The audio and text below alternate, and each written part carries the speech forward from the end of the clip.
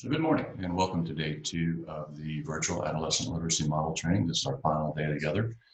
This is a whirlwind training. We do this in 2 days, but it is something that really allows us to concentrate and focus on literacy in our classrooms over the next 6 weeks for sure, but even as we transition from that virtual environment potentially back into that face-to-face environment. I want to thank everybody who participated yesterday, and really those active participants, the ones who were willing to unmute themselves and add to the conversation and help our collective thinking, and the ones who were willing to show themselves on the videos. I know sometimes it's not comfortable for everybody, but it does make it easier and better for the group. And that's what we're thinking about. How do we fit into a team, and how do we work together as a group to support students learning in our schools?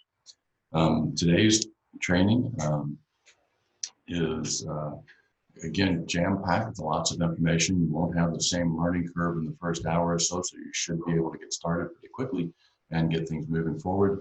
A couple quick things about your learning pathways to pay attention to today. With the academic dialogue especially, there's a couple of things. One, you're going to do a paired verbal fluency exchange on a Padlet, and that's going to be important because you need to have multiple rounds. So you'll partner with somebody. Partner A will do a round, partner B will respond to that and add to that thinking, and partner A needs to come back. There's not an alert with Padlet, so you'll need to kind of monitor that and pay attention. If you know your partner, you can text back and forth or check back and forth so they'll know when you have responded. It's one of those challenges. We want to think about how we get those longer interactions with the content in these asynchronous environments, and using dialogue to help students process the information, not just always with quick writes. So that's going to be one of the challenges. The other thing is you're looking at your reflect and share component of the academic dialogue. You really want to think about, how am I going to pull this off in this virtual environment? How am I going to provide those options?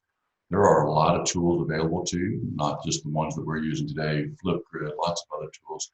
Again, we're trying to keep this core set of tools and use those tools for multiple purposes, so people get used to those routines and processes, and they're not always learning new process at the same time. Also, with the writing to learn, it's a really important, it's easy to lean on writing to learn in this virtual environment, so it's going to be a challenge to think about that balanced approach to literacy. And with writing to learn, it's not so much that you're having them write, but what you're going to ask them to do with it, and really how it helps them organize their thinking. Not for a grade, because if you continue to do it for a grade, we know, and the research is very clear on this. If you read Marzano, excuse me, I'm going to get the sleep out of my eye. If you read the research on Marzano, that once you put a grade on it, the thinking is done, and it's not really about their thinking as much as it is about the grade. So really want to think about those low stakes opportunities for students to write, reflect, come back and repeat those. So hopefully as you got started, or as you're getting started today, you went back to the reflections and read some of your peers' reflections and gave some comments there. That was the first task for day 2.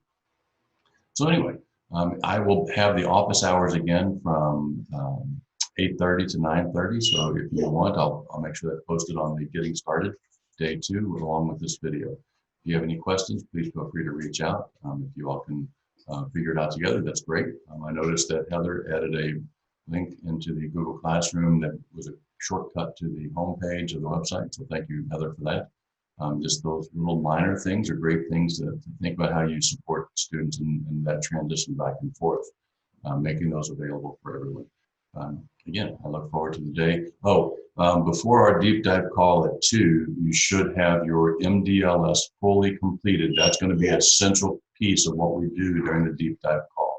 So that MDLS framework, where you're designing instruction around one of your lessons, one of your classrooms in this virtual environment, want that to be ready, because that's what we're going to get feedback on. If you submit it, I will return it to you before the deep dive call, so you can partner up with someone for feedback.